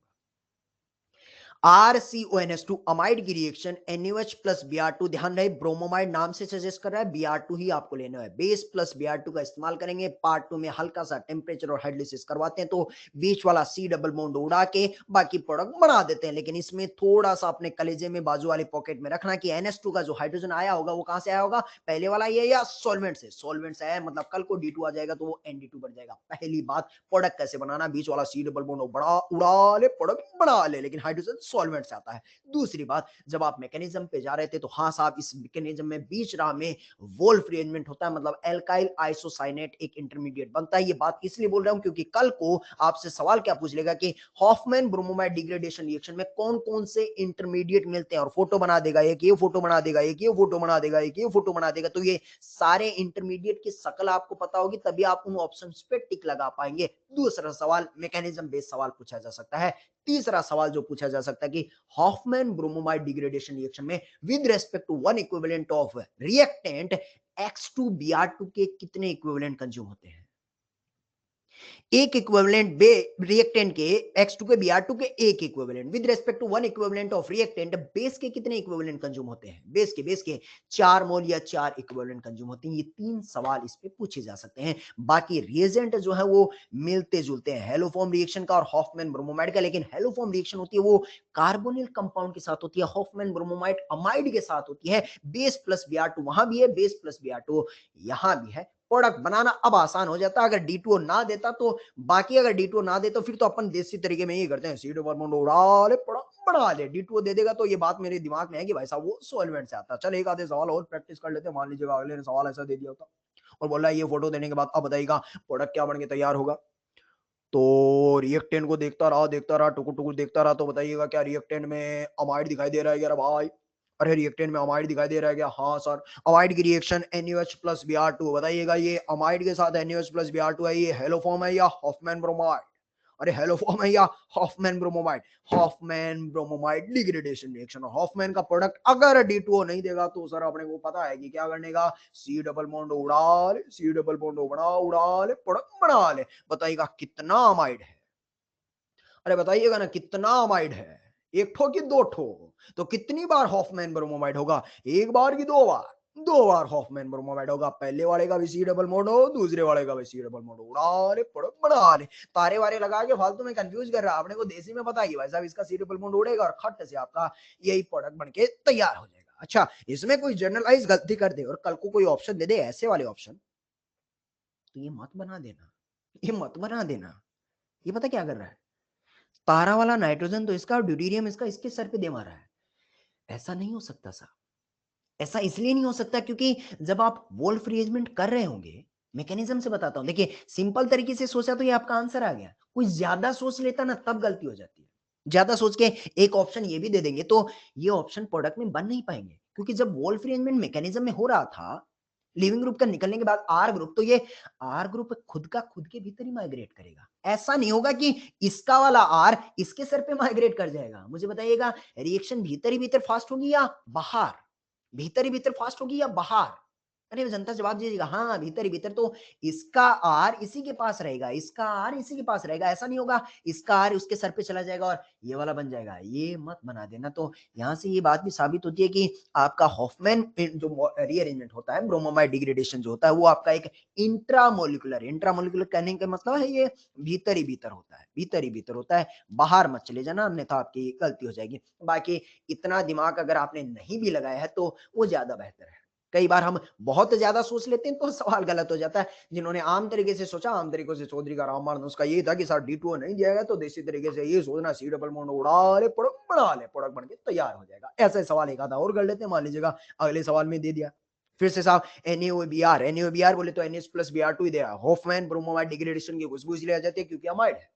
ज्यादा दिमाग ना लगाते हुए सिंपल तरीके से करना। सिंपल तरीके से क्या करने का, कुछ नहीं करने का। C डबल बॉन्ड है या था, C डबल बॉन्ड है या था, बस उड़ा ले, यही आपका प्रोडक्ट बन के तैयार हो गया। इस फिशर डायग्राम में कोई भी बदलाव मत करना, जैसा है वैसा का वैसा होगा, क्योंकि जब रिएक्शन हो रही होगी तो सी डबल बॉन्ड हुई, एनी हाउ वोल्फ अरेंजमेंट के बाद वहां से गायब हो जाता, बाकी कंपाउंड में कोई बदलाव नहीं, बस जैसा है वैसा का वैसा लिख दिया जाए, सी डबल बॉन्ड उड़ा दीजिएगा, प्रोडक्ट बना देगा। फिर से जो कोई ज्यादा एक्स्ट्रा दिमाग लगा लेगा वो ये NS2 उस पार ले जाएगा, H इस पार लेगा, ऐसी गलतियां मत करना सा। हॉफमैन ब्रोमोमाइड डिग्रेडेशन में बिना ज्यादा एक्स्ट्रा दिमाग लगाए सी डबल बॉन्ड उड़ाइएगा। आर ग्रुप जब वोल्फ अरेंजमेंट में माइग्रेट करता है तो ऐसा का ऐसा नाइट्रोजन के सर पे माइग्रेट कर जाता है। ये जो कायरल सेंटर है, ये जो कायरल सेंटर है जनाब, ये फिक्स है, इस पे बदलाव ना करें, इस पे बदलाव ना करें, क्योंकि जब आप रिएक्शन करवा रहे हैं तो रिएक्शन आर वाले हिस्से पे हो रहा है या नाइट्रोजन पे।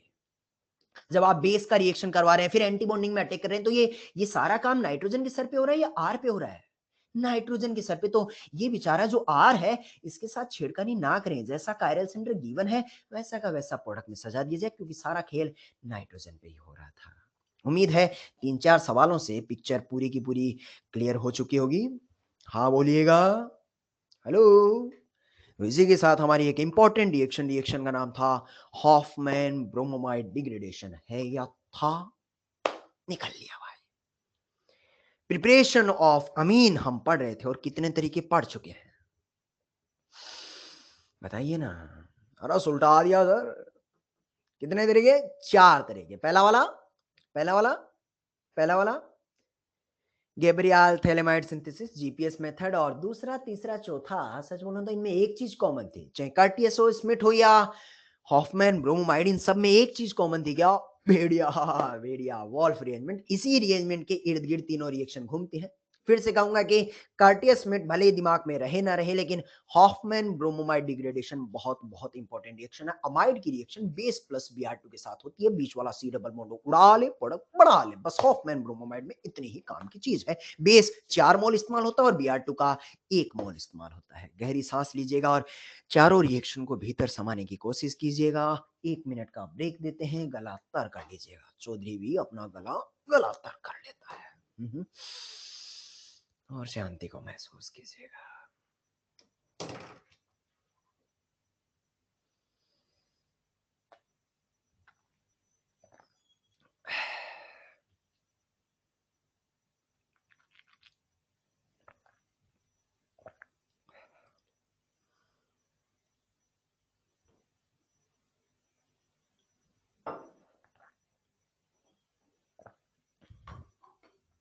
आदित्य पाल साहब सही कह रहे हैं, सही कह रहे हैं।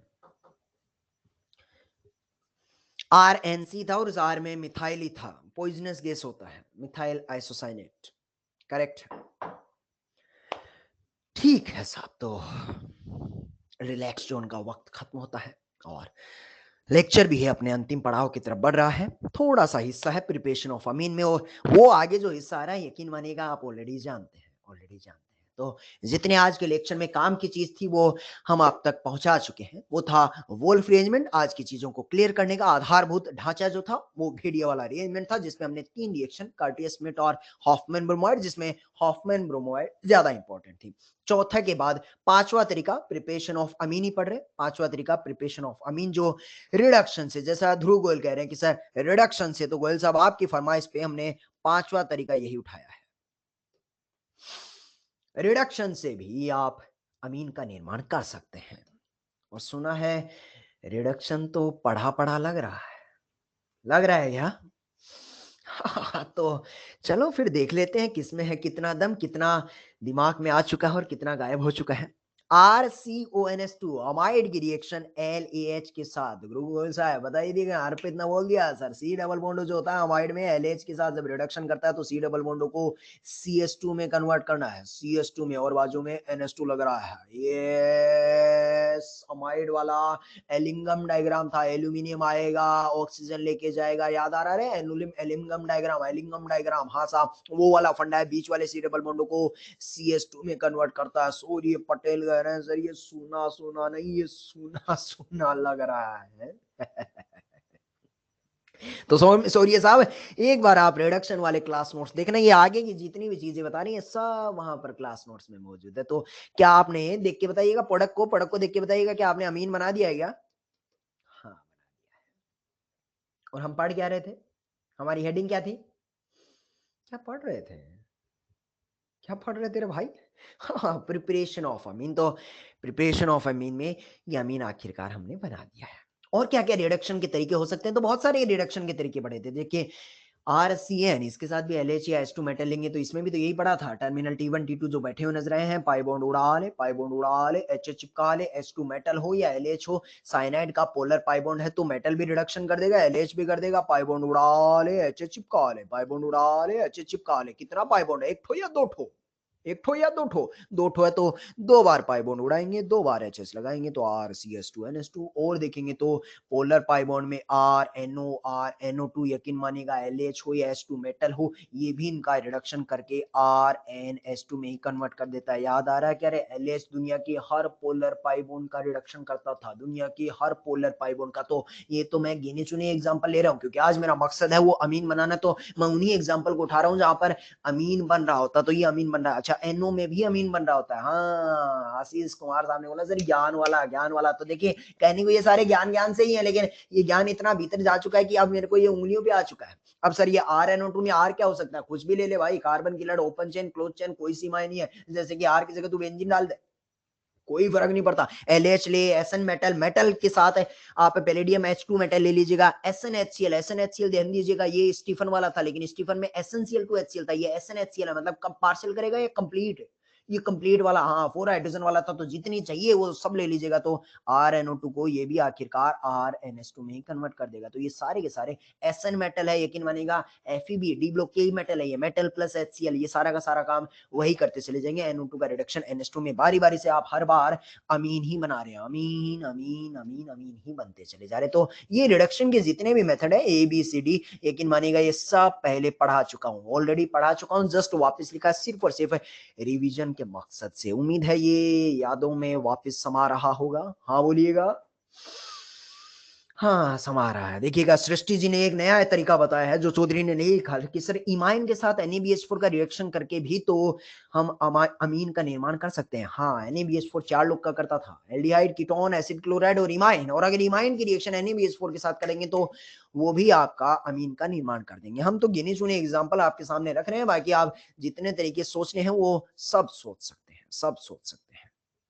अंशटाक साहब कह रहे हैं सर ये एलएच जो है वो 4 हाइड्रोजन प्रोवाइड करवाता है क्या? बिल्कुल करवाता है अंशटाक साहब, लेकिन ये बारी-बारी से जितने भी हमने लिखे हैं वो सारे के सारे एलएच वाले रिडक्शन में एक बार आप जाके देखना, वो सब वहां पर आपको अवेलेबल हो जाएंगे। सबका अपना-अपना तरीका है, देसी वाला तरीका भी है और रियल वाला तरीका भी है, सब कुछ उधर छपवाया हुआ है। तो चौधरी एक ही बात बोलेगा, टॉक साहब प्लीज रेफर क्लास। और साहब तो बस रिवीजन के लिए वापस लिख दिया है। डी तक का सफर ऑलरेडी आप जानते हैं। अब हमारे पिटारे में ई और एफ नामक की दो नई चीजें हैं जिन्हें हम लोग ज्ञान ही कहा करते हैं। सच बोलूं तो एबीसीडी भी ज्ञान ही था, लेकिन बहुत बार ले लिया तो ऑलरेडी भीतर जा चुका है। ई और एफ वाला आज पहली बार ज्ञान मिल रहा है। कहो तो दे दे, कहोगे तो ही देंगे भाई।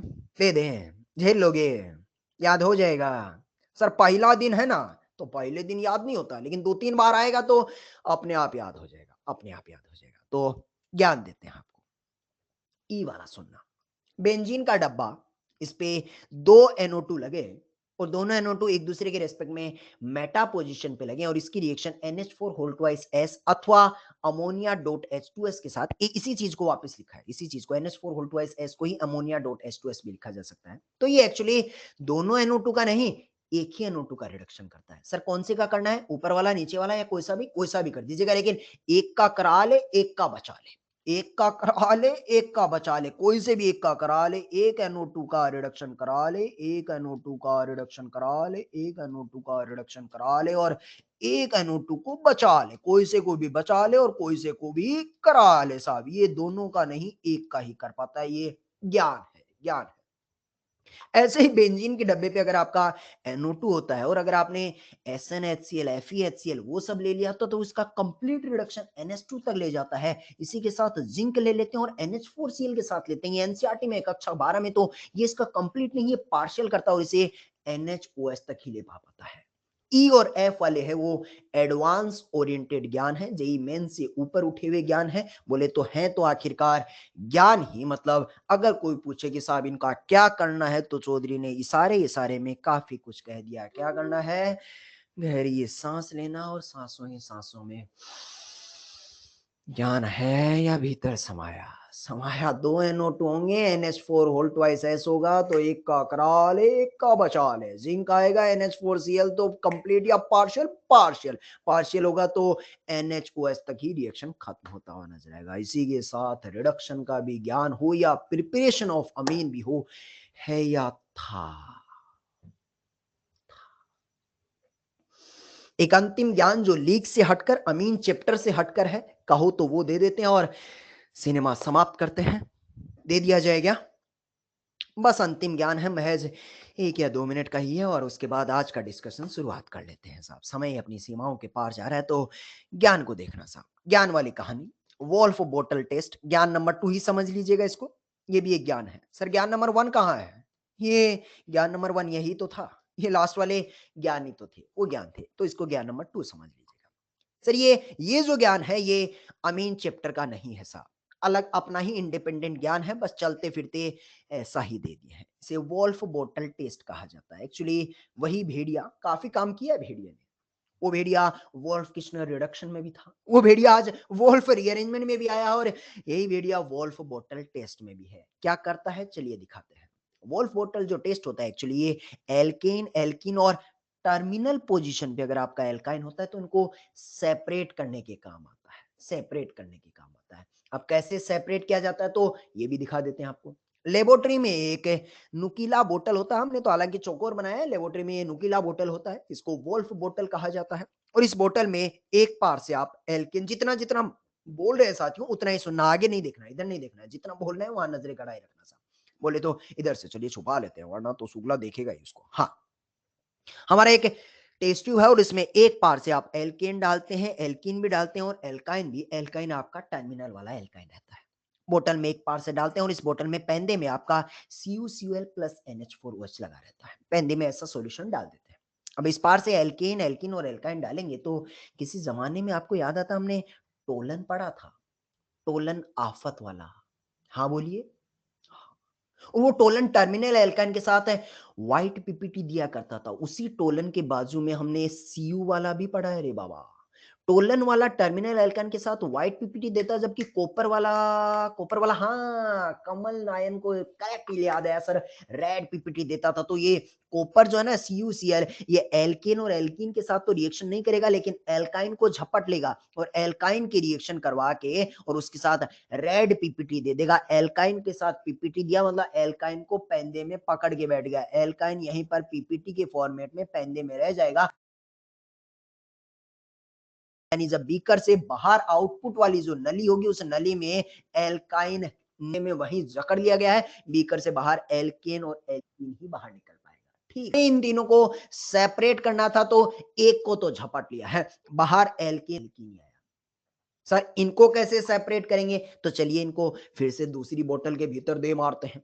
दूसरी एक वोल्फ बोतल आएगी। अब उस बोतल में सॉल्यूशन में इस बार हमने पेंदे में H2SO4 रखा है, कंसंट्रेटेड H2SO4 रखा है। बोतल में इस पार से एल्किन और एल्किन डालेंगे। इत्तेफाक से इस बार बोतल से बाहर जो है वो RCH2 पूरा लिख देते हैं। ये है आपका RCH2 और CH3, ये वाला हिस्सा ही बाहर निकल के आ पाएगा। RCH2 और CH3, अरे उधर पेज से बाहर जाएगा तो आपका पेज जो है वो छोटा हो जाएगा। RCH2 और इस पे एक CH3, यानी बोतल से इस बार बाहर एल्केन ही रह पाएगा। एल्किन पेंदे में फिर से जकड़ लिया जाता है। अब पूछो कैसे जकड़ा जाएगा। बीकर में बाहर एल्केन ही निकलेगा, एल्किन भीतर ही रह जाता है। कैसे रह जाता तो देखना, बीकर में आपने पेंदे में क्या डाल रखा है, H2SO4। हाँ, अनीस कुमार साहब ने पकड़ लिया इस बात को बताने से पहले। EAR H2SO4 आपको क्या देगा, H+। अगर H+ डाल दिया है तो एल्कीन के साथ रिएक्शन H+ वाला अटैक करेगा। टर्मिनल T1 T2 मार्क कर देते हैं। बताइएगा T1 और T2 में स्टेबल केटाइन कहां बनेगा, H2SO4 जब H+ देगा तो स्टेबल कार्बोकेटाइन T1 पे या T2 पे। अरे बता ना भाई, T1 पे स्टेबल कार्बोकेटाइन बनेगा, तो T1 पे केटाइन बना देंगे। H2SO4 आपको H+ देगा, तो साथ में कुछ और भी देगा, साथ में कुछ और भी देगा।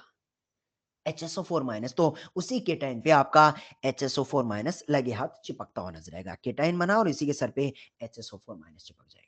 देखिएगा इन जनरली ये HSO4 किसी पे अटैक नहीं करता है क्योंकि वो ऑलरेडी इक्विवेलेंट रेजोनेंस से स्टेबलाइज होता है। लेकिन आज हमने बीकर में इस केटाइन जो आपका बीकर 2 है इसके चारों तरफ बर्फ डाल रखा है, ठंड डाल रखा है, ठंड डाल रखा है। तो ये ठंड की वजह से केटाइन और एनाइन आपस में चिपक के बैठ जाते हैं। तो देखिए क्या बताइएगा, क्या एल्केन, एल्कीन और एल्काइन सेपरेट हो चुके हैं क्या? हाँ बोलना भाई। नहीं हुए हैं। जो हाँ बोले हैं गलत बोले हैं। क्योंकि आपको सेपरेट क्या करना था? एल्केन, एल्कीन और एल्काइन को आपने क्या सेपरेट किया? एल्केन तो आपका सेफ आया है। लेकिन यहां पे जो आपने सेपरेट किया वो पहले में तो एल्काइन और एल्कीन तो तबाह हो गए ना भाई। आपको एल्काइन और एल्कीन वापस चाहिए। तो जब कॉपर ने इसके साथ रेडिस पीपीटी डाल रखा था, इसको थोड़ी देर के बाद इसी पीपीटी में हम पानी वापस डाल देते हैं। जैसे ही पानी डालेंगे कॉपर इसका दामन छोड़ चुका होगा और आपको एल्काइन वापस रीजनरेट हो जाएगी।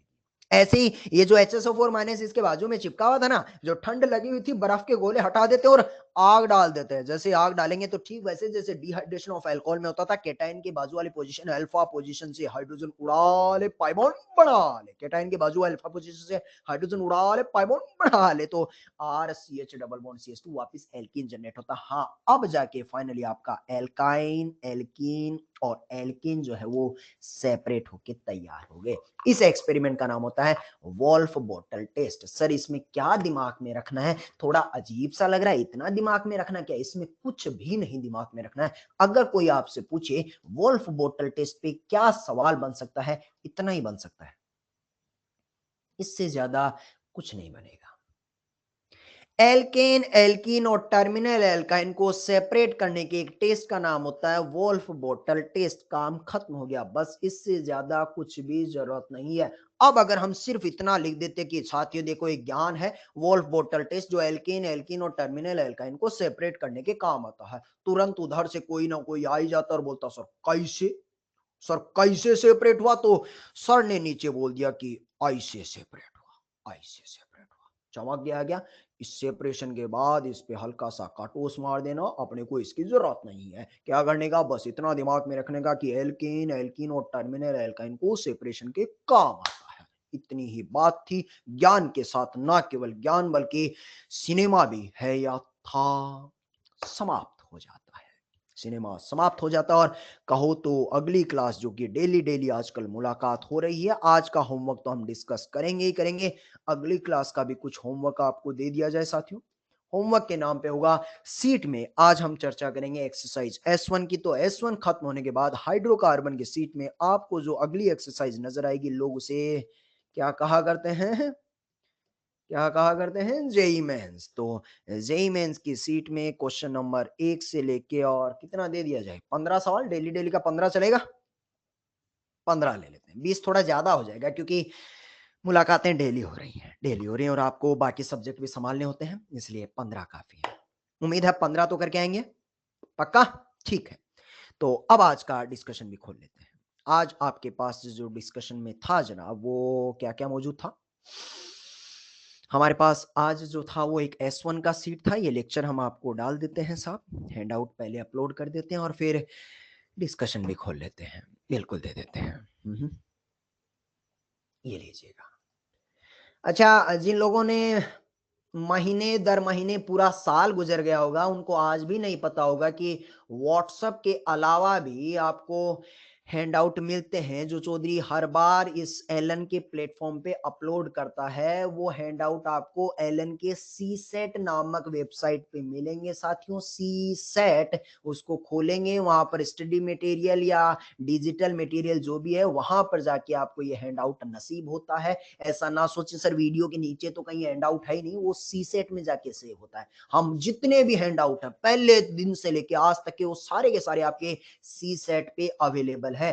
तो बार बार आप कहते हैं सर वो पहला लेक्चर मेरा कहीं मिस हो गया, व्हाट्सएप में डिलीट हो गया, आप प्लीज वो हैंड आउट दे दो, तो हमसे मांगने की जरूरत ही नहीं है भाई। एलन वाले के पास पहले से सेव पड़ा है, डाउनलोड कर ले, डाउनलोड कर ले। देखो आयुष नंद कुमार साहब ने बोला सर मैंने चेक किया मेरे को मिला ही नहीं, मिलता ही नहीं। तो नंद कुमार साहब ये वैसी वाली बात हो गई कि मोबाइल आपके हाथ में और कोई बोलेगा सर इसमें व्हाट्सएप किधर है, तो हम खोजेंगे ना फिर। ऐसे 10 मिनट उसको खोजेंगे तो एक व्हाट्सएप नाम का ऐप दिख जाएगा, तो वही मोबाइल है, उस वेबसाइट को आप चलाएँगे तो उसमें बहुत सारे खुल जाएँगे, खुलते-खुलते सब पे क्लिक कर के देखते रहना, जहाँ मिल जाए बस वहीं पर मिल गया साहब, उसमें बहुत सारे तो ज़्यादा टैब बने ही नहीं होंगे ना, तो जितने जितने बटन वहाँ अवेलेबल है उन सब पे क्लिक कर के देख लेना, किसी एक में पड़े होंगे आपके हैंडआउट। ज़्यादातर मतलब मोटा-मोटा आइडिया यही है कि भाई साहब डिजिटल मटेरियल या मटेरियल, क्लास नोट्स ऐसे नाम की कुछ कोई ना कोई टैब वहाँ पर नाम ज़रूर लिखा होगा, तो उसमें जाके आपको देखने का है। चमका क्या? बाकी अगर किसी ने देख रखा है तो मेरे को एग्जैक्ट एड्रेस बता सकता है कि वो सीसेट में कहाँ मिलता है जी? सीसेट में कहाँ मिलता है जनाब बताना जी? जिसने कहीं सीसेट से डाउनलोड किया होगा। और सर हमने किया ही नहीं, हम तो व्हाट्सएप देख लिया करते हैं। हैं? डिजिटल मटेरियल में तन्मय अग्रवाल साहब ने बोला सर सीसेट में जाके डिजिटल मटेरियल में देखना, तो digital material study material notes में, डिजिटल मटेरियल में जाके नोट्स में चेक करना, मिल जाएगा, मिल जाएगा। फिर भी मान लो कोई बटन इधर-उधर है जो आपको खोपड़ी में जा ही नहीं रहा, कौन से बटन पे क्लिक करना है, तो एक एलन की टेक्निकल हेल्पलाइन नंबर है, उनको फ़ोन मिलाना और बताना भाई साहब कौन से बटन पे क्लिक करना है, तो वो आपको बता देंगे, बता देंगे। ठीक है जी? चलिए साहब तो हैंडआउट की बातें बहुत सारी हो गई और अब आज के डिस्कशन को शुरुआत कर लेते हैं। उम्मीद है एक्सरसाइज़ S1 में 1 से लेके 10 तक डिस्कस हो गया था। कदम आगे बढ़ा लें क्या? हाँ बोलिएगा। हाँ, तो 11वें सवाल को देखिएगा और देखते-देखते शायद अच्छा महसूस होगा आपको। जो आज के लेक्चर में आपको डाउट आया था शायद जो आप पूछने ही वाले थे, उसी से पहले अल्फाज ने शायद डाउट को क्लियर कर दिया है क्या?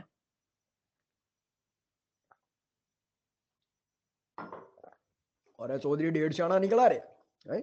चौधरी को मालूम था ये सवाल तो अभी आएगा डिस्कशन में, तो चौधरी ने पहले ही ज्ञान दे मारा है? ठीक है, अगले सवाल पे आते हैं।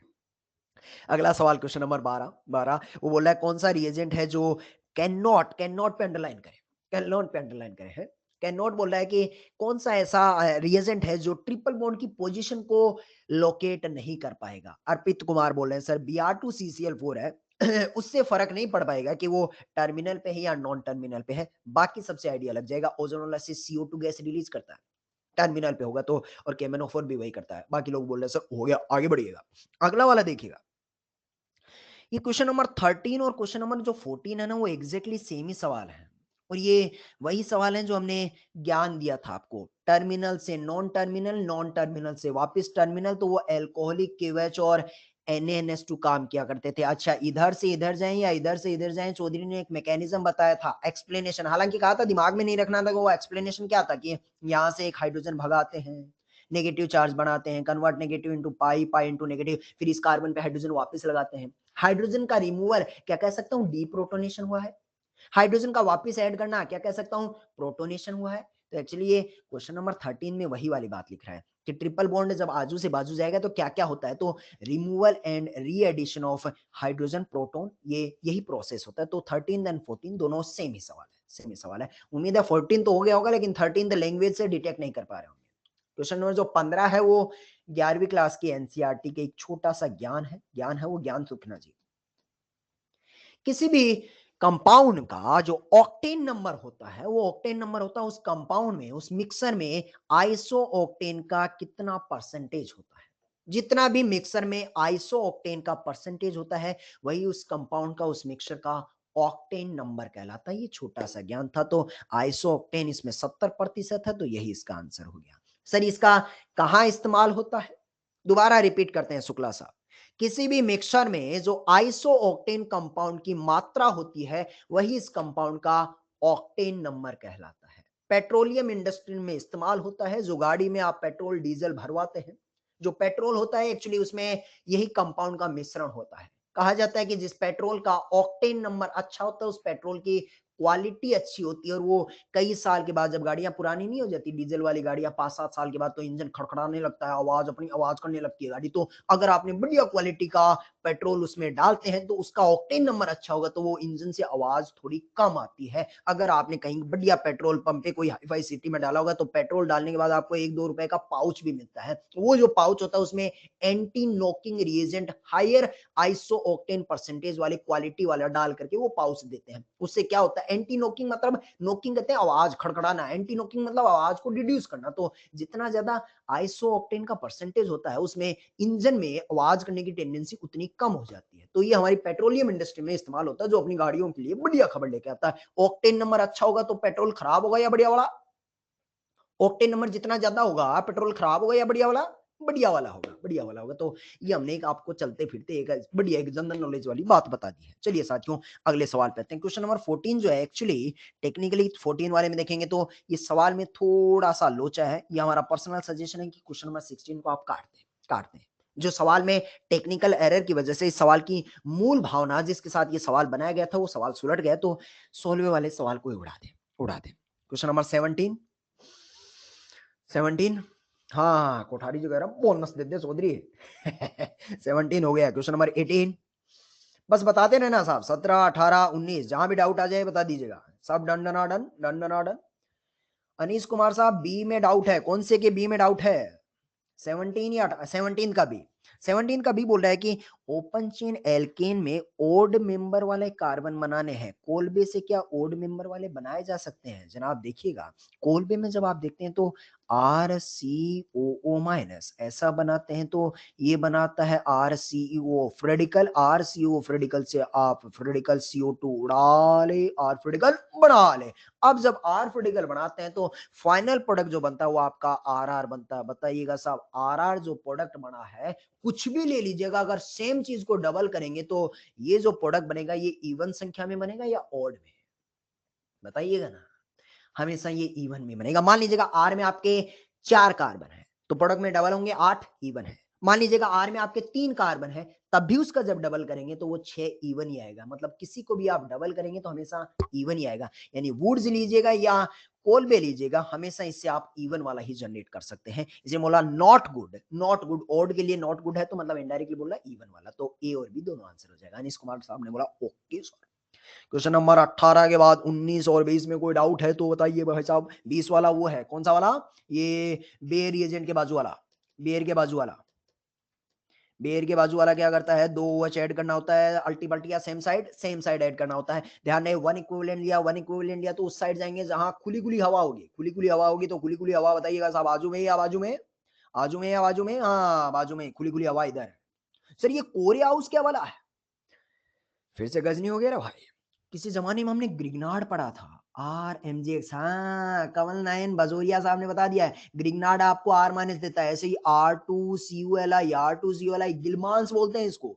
वो ये जो गिलमांस है ग्रिग्नार्ड वाले ही चैप्टर में देखना, एकदम लास्ट में जाके एक ज्ञान मिलेगा, ये भी आपको R माइनस ही देता है। ग्रिग्नार्ड हो या गिलमान हो या जिंक वाला हो, ये सारों का सारा काम होता है R माइनस देना। जहां गिलमान है वहीं पर एक रिएक्शन करवाया चौधरी ने, कोरे हाउस रिएक्शन। हो सकता है तू भूल गया है लेकिन एड्रेस मैंने बता दिया किधर करने का।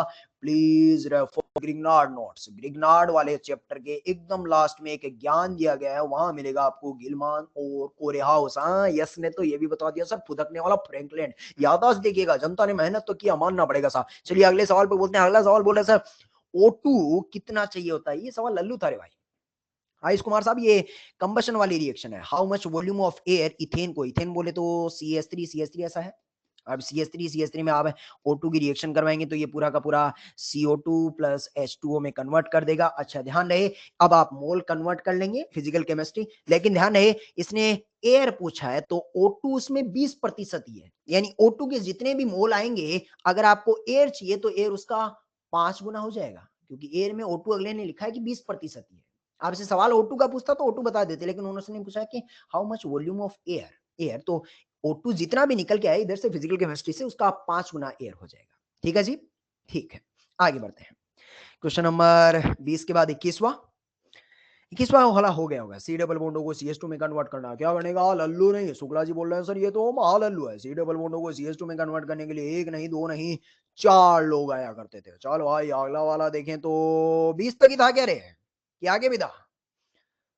सर 20 तक ही था रेस में। अच्छा 20 तक ही था, 20 तक ही था। तो फिर तो हमारे होमवर्क में जेई मेंस के अलावा इसके भी सवाल करने होंगे। हमने तो हैंडआउट भेज दिया जनाब आपको। पहले हमें इसे कंप्लीट करना होगा। इसमें कितने सवाल हैं? 28 सवाल हैं। तो होमवर्क चेंज कर देते हैं हम आपका। ध्यान से सुनना जी। होमवर्क जो होगा आप थोड़ा होमवर्क में बदलाव कर रहे हैं। होमवर्क जो होगा पहले इसका S1 कंप्लीट, S1 कंप्लीट और फिर जो है वो आप ले लीजिएगा एक्सरसाइज जो जेई मेंस है, जेई मेंस है उसमें आप 5 सवाल ले लीजिएगा 1 to 5, क्वेश्चन नंबर 1 to 5 ये आपका होमवर्क होगा। ये इतना ले लीजिएगा, इतना ले लीजिएगा। ठीक है जी। हर्षित शुक्ला साहब नहीं बोले हैं। हाँ शुक्ला साहब 19 वाला बता चुके हैं।